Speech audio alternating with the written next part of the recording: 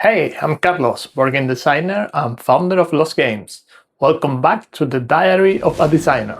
Each week, I take you inside the real process of building Throne of Etherwyn.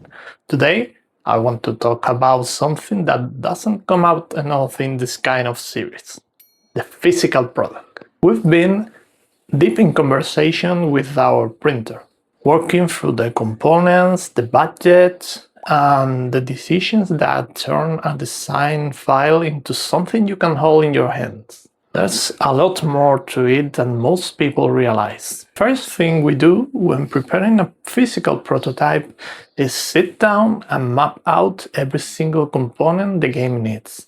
Every card, every token, every board, every piece. And then we work out the cost.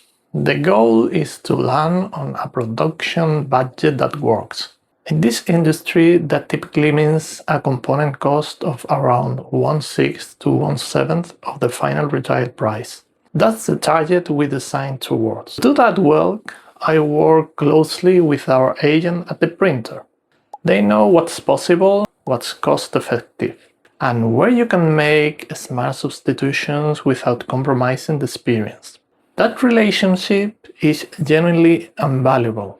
These conversations have been happening over the last few weeks, and it's from those sessions that the decisions I want to share today came out. One of the things I love about crowdfunding, and it's one of the main reasons I keep coming back to this model, is the opportunity to offer something you simply cannot offer at retail. Retail games have tight cost constraints.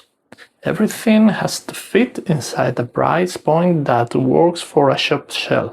That means certain components, the premium ones, are off the table for a standard version. But in crowdfunding, if backers want to upgrade, you can give them something that wouldn't exist any other way.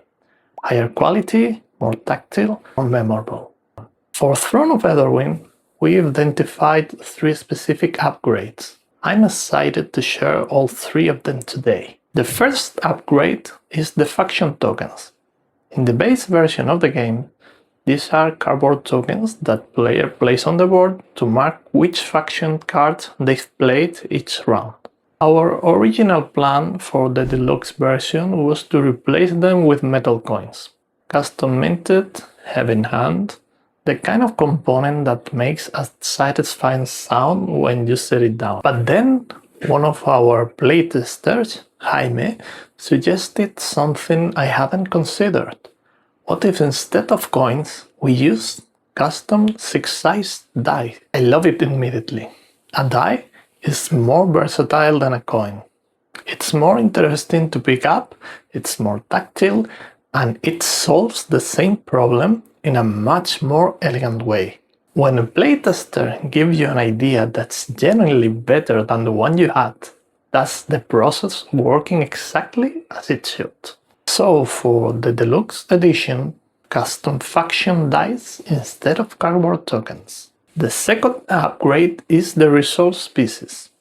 In the standard game, each player has a personal board with a wooden cube to track their available resources. For the deluxe version, we are going further.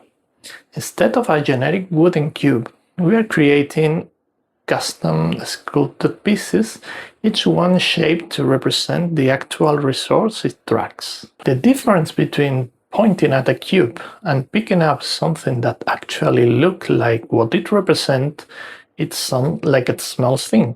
It isn't. It's one of those details that changes how the game feels without changing a single rule. The third upgrade is the player pieces. In the retail version, players are represented by wooden cubes, one color per player. In the deluxe version, we want each player to have a custom piece, shaped like their faction banner, something unique to each player with a distinct identity. When your piece on the board actually looks like it belongs to your player, it does something to how you feel about what you're building. It makes the whole thing feel more yours. I want to be clear, this process is still in progress. The 3 upgrades I've described are where we are now.